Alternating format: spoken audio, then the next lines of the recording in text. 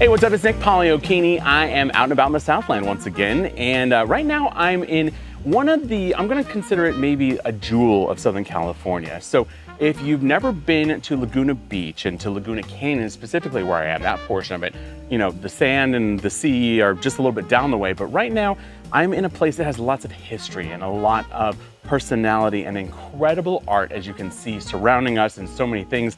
And this artistic lovely would be Diane Challis, and she's the director of the Festival of the Arts and Pageant of the Masters here in Laguna Beach. Thank you so much for sitting down with us, Diane. Thank you for inviting me. Thank you. Well, thank you for inviting me. You brought me. Maybe you'll rethink it, but you brought me behind your closed doors. So right now we're backstage at the Pageant and the Festival of the Arts, which is incredible. And I want to get into it in a little bit, but first I want to get to know you, Dee, before we go to that. So talk to me about, did you have a nickname as a child? Dee or Dee Dee. My dad said I was to be Dee Dee because Diane was too formal. I love that. Okay. So Dee Dee or Dee, talk to me about Little Dee or Little Dee Dee. Oh, yes. Little Dee grew up in Laguna Beach. I went through Laguna Beach schools. I got involved in community playhouse. I was a child actor, so I did all kinds of shows like Alice in Wonderland, Sleeping Beauty, The Tinderbox, things like that. We had a beautiful playhouse in the middle of downtown Laguna. It has since been torn down. Yes, But so I was indoctrinated into theater at a very young age. I really liked working behind the scenes. I liked putting on neighborhood theatricals, Peter Rabbit, little shows. I'd make the costumes, do the makeup, everything, write the scripts. So I was kind of like the mini director. Went to Laguna Beach High School before it was infamous. Okay, and I understand that. And I did apply. Well, I did come to see Pageant of the Masters, of course. My dad, who is English, brought me to see it because he thought it would help my arts education and seeing the living pictures and all that. So I was enchanted by it. I really liked it, and I loved the setting. I loved Irvine Bowl, which I know that's counterintuitive. No. Irvine Bowl is not in Irvine. Correct. It's right here in the middle of the Arts District in Laguna Beach.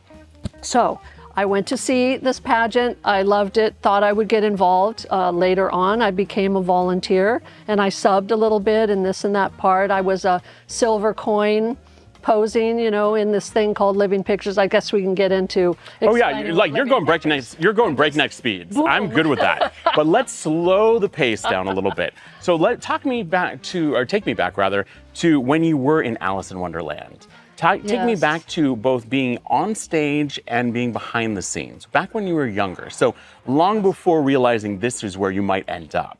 Talk to me about those things. Something we talked about before we started our sit down today is talking about your dad and having an art studio here and all of that. So talk to me about what it's like to grow up really both front facing and behind the scenes in an artist community, because this really is an art colony. It's an enclave, and it is one of those places that's so special, and it's seen, you know, ebbs and flows throughout the years. But when you were a child, maybe it was a little bit more of the heyday and really was an artist colony. So talk to me more about that. Let's go into, you know, some of the fun things, or if there's a fun anecdotal thing to share. Oh, there's a lot to share. So thinking about my dad and his story, and he came over after World War II to just enjoy the Southland and the weather and the climate. He happened to have an aunt here who he visited. He ended up staying for the rest of his life. He stayed in Laguna Beach, but what was very interesting is that he fell into being an art dealer. In fact, he had no real interest or history of studying art. Really? Okay. He was offered a business, and the business was picture framing. And which is integral to art. Okay. Yes, so there was a little business for sale right on Coast Boulevard at the time. And he said, okay, I'll try my hand at that. He was taught how to make picture frames. And then later on, people would come in and say, because it was an artist colony from the turn of the last century, it was known as a beautiful place to paint in the open air, the beaches, the hills, and all of that. So he had one customer come in one day and say, can you come back? I think you'd like to meet my wife. I'm a Sunday painter. The guy's name was Grant, William Grant. Anyway, so Dad went over to Woods Cove to this beautiful house, and he walked in the door, and there was this woman drinking scotch and knitting, and it turned out it was Betty Davis. Ta-da! That's a Not to good name story. drop or anything, but that's an incredible story, and that really talks to the artist colony that this was. Yes, so my dad, he stayed in the arts business. He gradually purchased another property, also right on Coast Highway, and he had Challis Galleries. And he sold a lot of those great California artworks by Phil Dike, Rex Bryant, some of those paintings you saw the other day at the Hilbert Museum. My dad sold a lot of those artists, and he did quite well. And I think the secret to his selling strategy was that he was English, and he retained that English accent. So he was very popular. And even though he never went to college, he was respected as an art expert, and he did quite well. But I think that's something that's unique and special within art. And you can correct me, but you've been around it and you've been a part of it for so many years. Art is one of those things that's experiential. While you can go and get a degree, and while you can learn the masters, and you can travel the world, and you can see so much, it really is, even with your dad not doing it specifically and being a framer originally, you have to get your hands dirty. You have to kind of pour yourself into it passionately, emotionally. You have to find ways to connect with that piece. And it's one of those unique industries as well as career paths that, you know, it really has an ebb and a flow for yourself and kind of ties into not just your mental, but your emotional, into your heart. So I think that that's something that probably not only did he have that incredible British accent that really kind of gave him that upper echelon attitude, which, or maybe receiving it, but I think that's really special. Now, as you progressed through, let's say, education now, when you were doing high school and college, what did that look like for you?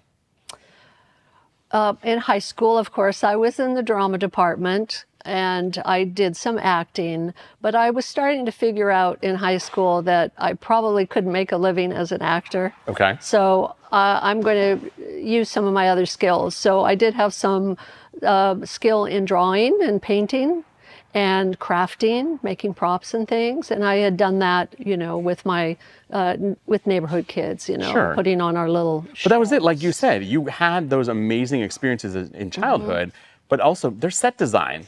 There, you know, that Yes. artistic There's so angle. much that you can do behind the scenes. So, okay, that's when I pivoted to costume design and set design. And getting out of high school, I wanted to be in drama and theater, but I went at CalArts in Valencia, California Institute of the Arts, which was a great place to go to be able to actually practice your craft and not, it was pretty loose as a institute of higher learning, you know. Sure. I would say, Kind of has a yeah. reputation. I mean, some great people have gone there. Right. They preceded me, Paul Rubens or Tim Burton, and some great geniuses went to CalArts. So it really inspired a lot of artists there. So I spent a couple years there working, and learning, getting my BFA degree at CalArts was great, but it was in costume and set design.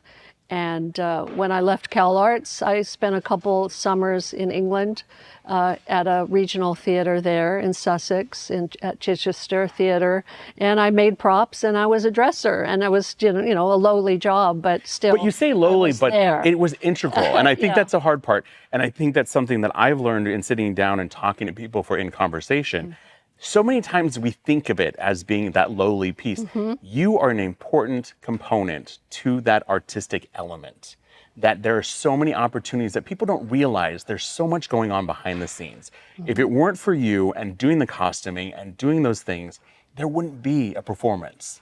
Or there would, and it just wouldn't be nearly as polished, and it Well, wouldn't I look got as to lovely. I got to watch the pros. That was the main thing, because on that stage, even though it was kind of a summer stock, you still had the best people from British stage and from London and from TV, BBC people, and it was just great to really see how theater should be done. I learned a lot.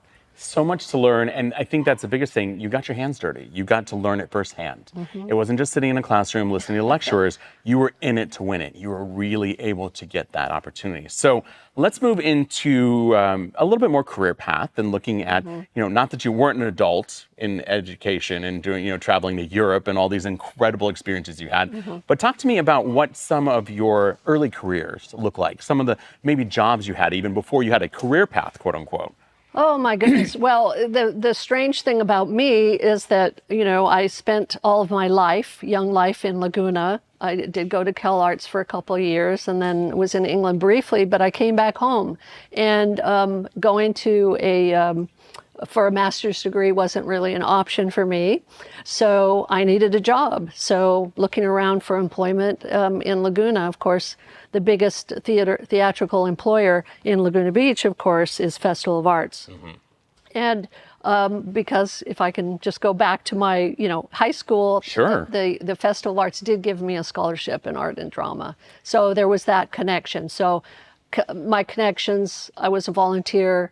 I was given a scholarship from Festival of Arts, and so there just happened to be an opening in the costume department here. So that's how I got my first employment at the festival. But that was at the the young age of 22. So it turns out I never left, and I've been here every summer since. Okay. I started, fresh out of college. So. And all these years I later, you're haven't running been the anywhere. show. I mean, I graduated in Irvine Bowl. Right. No, I was going to say, So you walked here, right? You walked the stage. You turned your tassel here. Yes, I'm the alumna who's gone the least far of all of No, but the funniest part is, and you've already said it here specifically, you did go far and you came right back to where you were supposed to be. Came back to Laguna. And I think that because that magic that you had here and that knowledge and experience, because, it's one thing to talk about it. It's another to live it, and you lived it. This is your home. This is where you ran around, and yeah, I feel very at home here. I was going to say, this feels right. No, this from everything you've described, this place, maybe minus the scissor lift, everything sounds exactly like it was for you. So I think that that's a big part. And then quickly about the scholarship, that was when you were going to CalArts, correct, or no? A scholarship to go to CalArts. To go to CalArts. So from the pageant, or from the festival. School. So got it. Laguna Beach High School students are eligible for all these art scholarships. And it's a 4-year program, so you keep giving them your grades, and they check in with you. So I think that's great, though. I think it's wonderful. So now, let's dive into this incredible space that we're in. You came on board here and you started working, as you said, during the summers, but now you are the boss. You're running the show. You're calling the shots. What has your time in the recent past been like? Talk to me, because I've been here to the Pageant of the Masters. I have been to the Festival of the Arts many, many times, being born and raised in Southern California. It is such a unique and special place to see handicrafts and to see really incredible artisanal representation. And if you're not familiar, we're going to talk about it in a moment. The pageant is very, very special and unique. But let's talk about the festival first. You bring in a curation of incredible artists. What does that look like? How does that process happen? Well, the basic concept has been the same for the last 90 years or so. I became director in 1996. Okay. So I've been putting together a theme for the show and making selections, things like this, We'll talk about this year's show in a little bit. So the concept is living pictures. So we love that. This is what has attracted all the audiences over the years. But the real challenge is how we're going to modernize it, because they were doing these living pictures down near the beach in Laguna in 1933. And you can imagine there was no lighting. Everything was very crude. They didn't have big sets on casters, and it was just very modest. And yet it was popular, and it was an attention grabber. It sure was. Especially pieces like Da Vinci's The Last Supper, which in 1936, it was the big hit of the pageant show. And we have been doing that as the finale ever since, because it just really touched people. Surprisingly, and people come back and they want to see that year after year. However, we want new people to come and be exposed to the living pictures, and we want to give them as much diversity in the form of the medium and the artists and the art styles that we portray. So we might be doing an old master painting, or this year we're going to do a painting by David Hockney or some other contemporary artist. So the challenge for me as a director is to keep the show lively, keep it moving, because with living pictures, let's face it, these volunteers are going to be holding still for 90 seconds. So people will hear that and will say, well, that's very odd. How is that entertainment?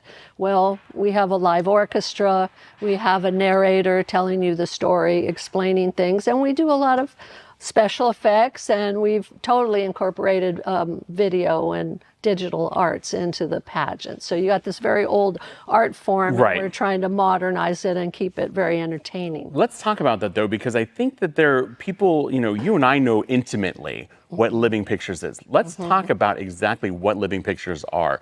From 1933 down on the beach to now, you're literally talking about flesh and blood people becoming a part of these incredible pieces of art, be it, which is incredible in itself, statues and different things. That seems easy. If you're going to do David, that's a very easy representation. People can wrap their mind around someone that has been specifically made to look like marble. But we're talking about two-dimensional paintings, photographs, pictures, things that do not have a three-dimensional element. And through 1933 to now, through the lighting and different technology components, you're really getting this whole different experience because, and this is one of the most exciting things, you definitely need to come down and we'll give you all the details of how to get down to the pageant. But when you are here and you always have at least one representation of exactly what it looks like, you take your volunteers, and we'll talk about the volunteers in a little bit as well, you take them and you put them on stage. They have, is it 90 seconds? Yeah, mostly. So mostly 90 seconds. So you have the house lights up. We can see what's happening. You literally show a frame, or most of the time the frame goes in last, but you have the house lights are up and you can see all of these three-dimensional art pieces, human beings who have been dressed and painted and have all the different layers of it and how they all line up into it, holding unique poses and special things. And then the lights go down, the frame goes into place, and the lights come back up, and you'd have no idea that you're looking at 9 people, or the Last Supper, which is always incredible. You're looking at every single apostle, including, and Jesus in the middle. You literally are looking at all of them. You're looking at 13 people, a representation of all of these three-dimensional objects that literally, before your very eyes, become that incredible, recognizable two-dimensional painting. So what goes into that? Because you've been there. You have not just fabricated it, with everything and the working with the volunteers for it. And I think maybe this is a good time to talk about it. They're volunteers. Those are people that are either here and local and passionate. There are people that have come in for years. My uncle came in for many, many years and did it here and volunteered his time for the summers to do it. So I know I've given you a lot of overview, but kind of walk me through that process of however you want to take us and meander through living pictures as it is. To create a living picture, let's just take one for example. Sure. So this year, at least once in the show, we are going to we're going to show the audience how we build a living picture. We're going to show the audience how we construct it and how the living people get into place. So you mentioned that they're all volunteers, and we have a casting call every year, and we have hundreds of people show up, but we want to try to find the right person for the right role. So our tech director will take this work of art. This is by James Tissot, Too Early. This is going to be the builder this year. We're going to show the audience how we put it together. But the set is built in different components. There's a background, there's a sloping foreground, and it's a three-dimensional set. And of course, the people are three-dimensional. And we have taken their three-dimensional costumes and kind of flattened them out a little bit. The artist, like David Cook up here, who's working above us on the paint bridge, he's working on this picture. He's working on this background. Well, what we do, it's kind of magic with lighting, is we take all these three-dimensional elements, and if we can light it with stage lighting, and if we can eliminate all the natural shadows, so we go to a blackout, and the lights pop on, and people, the audience, gasp because they can't believe how much like a flat picture it looks. And it looks that way because of the lighting that we do.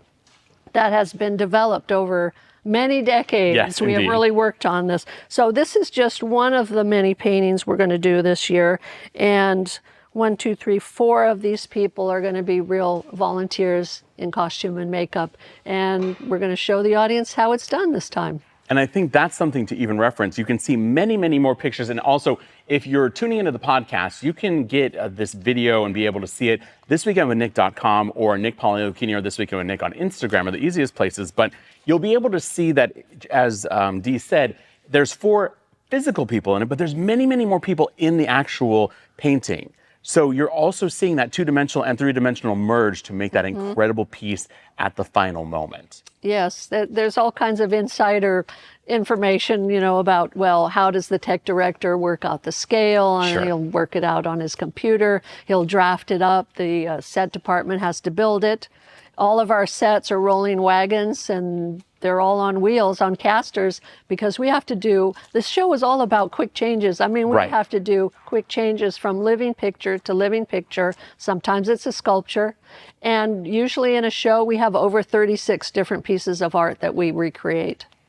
And if we even look at last year with Art Colony, which was your theme, you had singers, you had performers, you had really unique transitions that I had not seen. I mean, you may have done them in years past, but having attended last year, so not only are you doing all these incredible things that you've been doing over the 90-year history of the event, but you really are innovating and you're finding new and special ways to present things and really get people engaged. And I think because we are in an artist colony here in Laguna, Art Colony last year really connected because it was a presentation of, not just these incredible pieces of art and these incredible sculptures and these incredible paintings, but also to be able to see some movement, not just the people that are making a still image, but to see some movement and some magic. And it was really, and something to talk about too, you hear the Irvine Bowl, which is the, if you think of the Hollywood Bowl, this is the Irvine Bowl, and this is the, quote unquote band shell that you think from the Hollywood Bowl. That's the stage that happens here. Or the Greek Theater. Greek I think Theater's we're about half the size in seating as the Greek Theater, but very similar because of the beautiful trees and it's surrounding stunning. it. And I think that's what's, for me, that's surprising. You use every element of this space. It's not just the focal point of what's happening on stage. With some of those sculptures, they show up in the most unique spaces around the entire bowl. Yeah, the seating. landscape has a lot to do with the magic of it, and you're under the stars as you are at the Greek or the Hollywood Bowl. It's beautiful. You'll see the moon rise. We haven't even mentioned the orchestra that we have. We have a pit band, but they're actually, a union orchestra down there, and our music is mostly composed just for Pageant of the Masters, and it is magical. It's if you go to see a show up in LA, if you will see a musical with pit band, probably you're lucky if there are 8 or 9 people.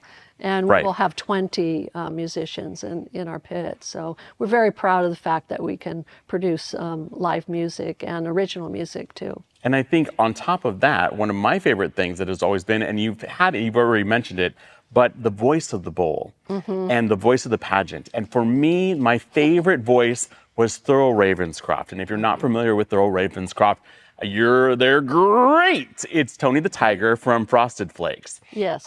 He was for many, many years the voice of the pageant. Now, who's the voice of the pageant now, or has been in the recent past? Yes, it is Richard Doyle for about 12 years now. And Richard Doyle is a founding member of the South Coast Repertory Acting Company, and he's got many awards, but he is a great actor. He does a lot of TV and stage shows, and also he's in video games. I couldn't tell you which ones. It's okay, but no, he's a very, just like Thurl Ravenscroft. He's a good actor. Now, Thurl Ravenscroft, I had the privilege of sitting next to him in the director's booth. See, I'm jealous for of about you. Yeah. 15 years. And Thurl had this storied career. I mean, he was the original Marlboro Man. He did Disney movies. He's in The Haunted Mansion. Yep. Singing. He's a Pirates of the Caribbean singing. Yeah, he's one of the heads. If you've been to the Haunted Mansion, he's one of the heads on the busts when you're going in the graveyard sequence. So Thurl was and is beloved by all of us. But Thurl used to tell me, And I believed him sincerely. He believed that his favorite job of his entire career was narrating for the pageant. I can believe it. And I only say that because it is such a special, unique place, as we've described here, that you don't get that opportunity in Hollywood. Having done many, many voiceovers in my career and been a part of many projects, this is so unique and special. I'm not going to lie. I might want to, jump in here and be a narrator at one point myself. You should be a guest voice. I wouldn't mind it. I would hire you as a guest voice. I would love to do that. I think that might be something that we can talk about. Yes. That's totally fine. I have no problem whatsoever. Or if nothing else, I can give you the news or the traffic to get you here to Laguna. Okay. Well done, yeah. But something I want to talk about, and you talked about it, David Cook is so wonderful and doing an incredible job setting up the piece behind us. Yes. Going back to your experience behind the scenes, if it weren't for incredible artists like David, you also would not have all of these amazing set pieces and everything going, because there's so much involved. And here we are well ahead of the pageant for this year, and you have so much that's going on in the workshop here in the Canyon. So talk to me about what that looks like, what that is, and then maybe let's talk about what this year's theme is. Okay, well, first of all, the background painting. Yes. It's all about the background painting. It's the backgrounds, but it's also painting the costumes and the headpieces as well. And guys like David Cook here, how many years have you been painting for us, David? 17. 17. 17 years. So my entire radio career, David's been doing this. Yes, and anyway, another one of our scenic painters, David Reimer, he's been painting for the pageant for 40 years. Wow. So it's incredible. These are great artists. Not everybody can do this, as you can see, well, as some of people can see, but Sure. our backgrounds are on a very large scale. No, they're incredibly large because you have to downright humans in it. operatic, Oh, yeah, no, absolutely. So it takes skill and knowledge of painting and art, and what our artists have to do, scenic artists have to do, is mimic the style of the art they're recreating, and that's a real talent. So I'm grateful to have David and David working, and some other painters as well, because it's a big show, because like I said, there's probably going to be 40 different sets in this year's show. And you asked, what is the theme for this year? Yeah, let's talk about the theme this year, because that should right. that's very exciting. And it's only because I got super excited when I found out about it, and then I learned that it doesn't mean what I thought it meant. So we'll talk about both of those components. Well, I first came up with the theme, and I like French. I'm an amateur francophone, not a very good one, but I decided I wanted to do a show about fashion. So what would the French term be for the art of fashion? And it would be à la mode. And we Americans, we Yes. know and love à la mode as the accompaniment to a slice of pie. Correct. So Ice it's cream. ice cream, right? Especially during the summer season. So knowing that a lot of people would say, what is this pageant theme à la mode? We appended a subtitle, The Art of Fashion. So those titles are kind of interchangeable right now, because we don't want a lot of confusion. We want everybody to know it's all about fashion and costume, where in the past it used to be about the artists, like last year's show, the Art Colony, it was about artists working together. Yes. Well, we're going to pivot. The whole theme is different in that we are celebrating the history of costume. We're talking about modern fashion. We're going to do a tip of the hat to the Met Gala, which I love those red carpets so much. The Met Gala is just wonderful. We're going to open the show with a runway fashion show of models in costumes that are directly copied from these great works of art. So you have somebody from the court of King Henry VIII, or you have Queen Victoria, or you even have somebody in a Alexander McQueen pair of shoes, which I love. She might love them because they might be here. Like they might be here in front of us. It's incredible. No. It's totally incredible. Look up, if you're listening on the podcast, look up The Angel Shoes by Alexander McQueen. And they're gorgeous. And the heel is made up of a woman's figure, and she's obviously an angel with wings. And we're going to recreate this so that this is a ginormous. So it's shoe. not life size. It is massive. It's so like we can 50 see. times life Correct. size. I was going to say no. So you'll be able to actually see that angel at the rear of the shoe, which is holding up the heel. Yes, and because the shoe, this shoe is so artful. It's sculpture in itself, and this is something very rare. And I'm really looking forward to it because it's so much outside the expectations of what a tableau vivant or living picture show would be. So I'm looking forward to that, and some jewelry. Some of the we have a piece about Art Nouveau jewelry, and that's very sculptural and beautiful. And let's see what else. Oh, porcelains. Pageant over the years, we will recreate Meissen porcelains. Very much, and yes. They look very realistic, except for their life size. You've got a little tabletop porcelain figurine, and all of a sudden it's life size. And we just have a lot of fun with it. I'm looking forward to this theme because it'll just be humorous and a little frivolous. But I think still there'll be some masterpieces in the show. But I'm thinking, and it's not just because when I thought, okay, we talked about Bette Davis earlier, and we talked about this is, an art colony, and this was really the playground for Hollywood, and that's where a lot of these things come into play. So I think it makes perfect sense, even if you may not see it as a masterpiece to this community, to us here in Southern California, for Laguna and the art colony here specifically itself. It is a masterpiece. And what's really cool about, if you're tuning in to being able to see what Dee and I are looking at, in the workshop here, which you cannot see in the shot, there's this incredible backdrop with Tippi Hedren, and it looks like something that'll be coming that we'll be able to see. So there's so much to see and experience here. Now, I don't want to forget about the festival, because the Festival of the Arts is incredibly important. Pageant of the Masters, hugely, we'll talk about how you can get tickets and everything else, but also the festival itself, because not only do we have all the artisans that are working on this project, you have incredible artists that will be presenting their pieces of work in front of, and you can enjoy them before coming into the pageant or after. Right. The pageant was created to draw people to the local art show, because there were artist studios in Laguna Beach. There were Sunday painters who wanted to sell their work. Well, there were all kinds of stunts that were created in order to draw people to buy these paintings. And in effect, we are a draw to people who might not come to Laguna. Maybe they'll come to see the pageant, but really the main event is the art exhibit. We have about 120 exhibitors out there. They're all juried in, so it's not just anybody can be in the Festival of Arts art show. It's juried, and they have to be the best of the best. They're from Southern Orange County for the most part. So local. So you kind of have to be a local person. And paintings, there are paintings for sale, and sculpture, jewelry, photographs, just about anything you can think of, but it's all fine art. And you can meet the artist at their booth and discuss their art with them. And maybe you'll decide to invest in a piece of art, which I really hope people do.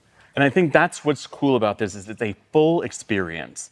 You can come down and experience the pageant itself, be immersed in the art, but you also can take art home with you. And one of the other components that's very exciting for me, there's a lot of kids that are able, and talk to me about the program involved with all of the, when I'm talking about, I think of my nieces who live over in San Clemente, not far away, and how incredibly artistic they are and all the things they love. You actually have an art show per se, or, kind of to go back down that juried part with the kids that are coming. And I don't know if that is part of the scholarship thing. Junior art, yes. Correct, you have the junior art. Junior art exhibit, and that's open to Orange County schools from first grade all the way up to graduating seniors.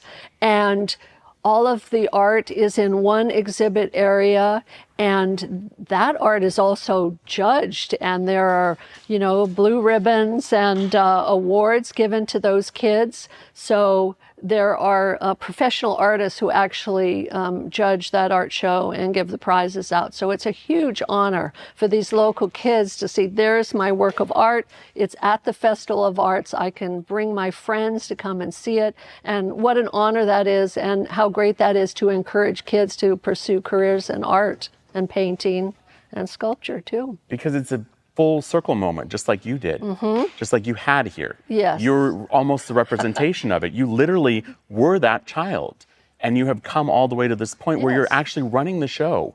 You're doing such an amazing thing. Now, also scholarships, just like you got to go to Cal Arts. Are there scholarship programs that are available? So, Pageant of the Masters, and Festival, we're a nonprofit organization. And one of our primary objectives is to offer cash scholarships to graduating Laguna Beach high school seniors. And we also fund a foundation. We do all kinds of good works. And we also open the facilities to other nonprofits, groups. They can rent the grounds or the bandstand out there. So it's a wonderful site for everybody to enjoy. You're talking about being a kid running around. Well, my stepmother was an art exhibitor on the grounds, and we were down here in the summer virtually every day, and we were going to the puppet shows or taking art workshops, and it was great. It's just a lovely location. As you say, it's not even a half a mile to the beach. Right. It's worth a day trip, period, Yes, without a question. It is. I mean, come to Laguna for the art festival. Yes, there are 3 festivals. There's Art Affair, there's Sawdust, which is more of a craft show, but it's great atmosphere out there. And you can get ice cream walk the boardwalk down in Laguna, our historic boardwalk with the view. It's like the Laguna's own version of the French Riviera. It's stunning. It's stunning. It's beautiful. Just don't mind the traffic too much.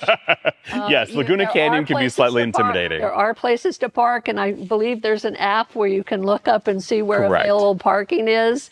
And it's just a great place to be in the summer. And if the weekends kind of scare you, we're open on Mondays, Tuesdays, Wednesdays, Thursdays. Come on down. And I think that's a great, real quick aside.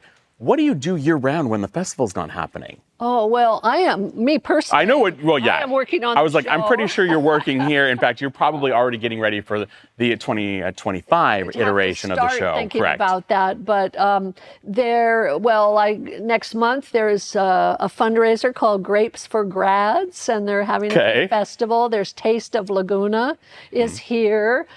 Some of the other nonprofits in town, like the Art Museum, they will have a fundraiser here, a gala night, and dancing under the stars. And the grounds are beautiful. These lovely artistic architectural canopies, so that it's safe from the weather, but it really just opens up, especially at night. It's lit beautifully. So a great place to have an event or a fundraiser. And we don't do many concerts in the bowl.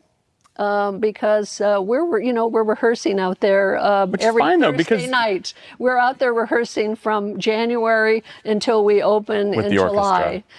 So there are some concerts happening, even if they're just private concerts, getting ready for the show. But there's always something happening. I think that's what's exciting for me is it's not just the run of the show, Festival of the Arts and Pageant of the Masters. You have things going on all year round. In fact, if I remember correctly, every 5 years, for my birthday, you have a very exciting thing. I was born on Halloween. Really? And so this is something that just happened last year. So we got another few years to wait for it to come back around.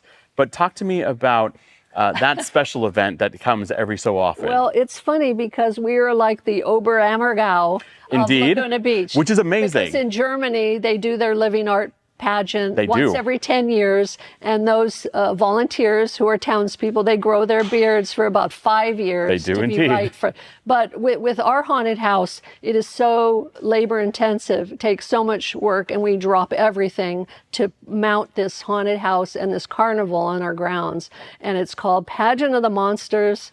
And I came up with the idea way back when, because there were so many beautiful sets and sculptures and weird things back here that needed to be repurposed before they were just thrown into the dumpster. So it is a labor of love that every 5 years we will do Pageant of the Monsters here, and we just had it last October, and we always have a theme, and it's last year's theme was Greek mythology, and before that it was Raiders of the Lost Art, so you get the tie in there. So it's a lot of fun, and that's not the blood and guts and gore Sure. haunted house. This is really a haunted house for the whole family, and it's humorous and it's fun, and it also showcases a lot of the fine crafts work, because everything we do back here, it's by hand. We can't do any shortcuts. So Pageant of Monsters, a lot of fun. I think, and that the thing that maybe we haven't leaned into enough here is how much fun this is. Really, it's Yeah. not just an incredible, beautiful curation, a beautiful judging of different art pieces and everything else. People like David Cook that are working their buns off and getting things ready for the show itself.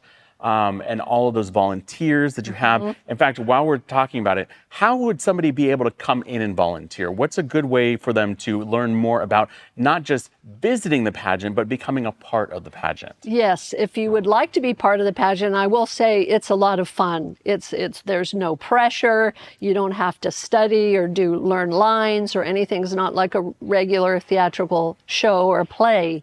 You just have fun backstage. Takes you about 40 minutes to get into makeup and costume. You do your 2 minutes on stage, and then you're free. So if you'd like to try that experience, now some people may be a little worried about the time, but we do have 2 complete casts. And the blue cast does 7 nights, and then the green cast does 7 nights. So we're alternating weeks throughout the 8-week run. So it won't take up your entire summer. It's a blast. It's a lot of fun. Everybody's super nice backstage, but you can just call our casting department and make an appointment virtually any time. Come on in. We'll take a picture, take a few measurements for costumes, and then you'll be in our casting pool. We might call you up. You never know. You should sign up. We could call you for us to be a sub and a part. That could be fun. You would have a good time. I love it. And then also, if you were an artist that wanted to be featured in the Festival of the Arts, yes. how do you go about doing that? Yes, if you live in the area and if you go to our website, you can find out about that. There is a jurying process, and it's on a strict timeline. So I'm not sure exactly what the date is. It February if you want to be an exhibitor? Maybe we can just October. Okay. So you must wake up in October and say, I must go to the festival website, go to the festival website, and it'll walk and talk you through what you have to do. And you're going to submit 3 images of your work, best examples of your work, and then a jury looks at that. And then if you're very good, they'll call you back for a physical jury and they'll ask you to bring in your work. But it explains it all on the website. Which is fantastic. And you'll also be able to get details at thisweekendwithnick.com in the show notes. Also link in bio at Nick Pagliochini. And this weekend with Nick, final 2 things. Okay. Number 1 is if somebody wants to just come and enjoy and be immersed in it, what's the best place to go to be able to get tickets and learn more about it? Yes, you can get tickets now on our website. The tickets, I would buy tickets in my own personal recommendation, main tier or the upper tier in the center. That's what I would go for. You can go to pageanttickets.com. Yes. Pageanttickets.com and book your seats. And Irvine Bowl is rather small and intimate. It's very intimate, yeah. So there are a lot of good seats there. So I'd urge you to come and do that. Spend your day in Laguna, see the art exhibit. We didn't mention that you can do arts and crafts class here on site. You can do that. There's couple of options for meals on the grounds, but also lots of great restaurants in Laguna Beach on Forest and Broadway and all of that. Walk the boardwalk, see the pageant. See all of it. Festival of the Arts, see the pageant. So much is going on here. Final thoughts from you. Any words of wisdom for somebody that is looking to do something, and I'm going to say slightly non-traditional, kind of like your story has been, from where you came to where you are now and running the show and being the boss. What are some insights or maybe one anecdotal thing of encouragement that you could provide, or something that you would really have loved to have known that you didn't? Something that you would like to impart on somebody that's really trying to get out there and do something? Because like you said, you're more a student of life. You may not have been that classroom person, or your dad specifically was not the classroom person, but you did all those things. You did so many amazing things throughout your career and on your development and your growth. What's something that you wish you had known along the way? Well, that it was okay to kind of be the George Bailey of Laguna Beach. Ooh, I love George Bailey. Okay, wait, let's talk about that. Okay. And that is a reference to It's a Wonderful Life. An incredible Because film. there was Jimmy Stewart. Yes. He loves his town, he loves the people, but he just really thinks that should be going much higher in life and going much farther. And all of his attempts to get out of town, he just ends up back in town. But then he finds out at the end of the movie that that was his destiny. So it's kind of my destiny to be here. Obviously, I did not study to be a director of a theater. I studied costume design. But what can I say? You go on the path.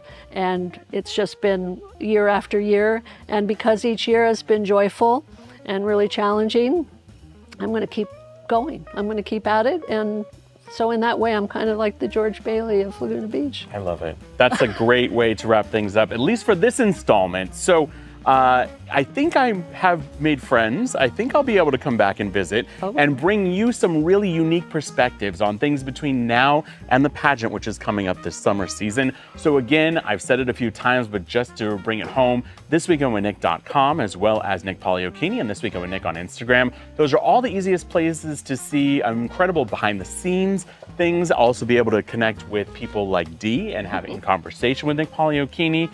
And this has been incredible. Thank you so much. Nick. Appreciate it. And Dee and I, we look forward to seeing you out and about this weekend.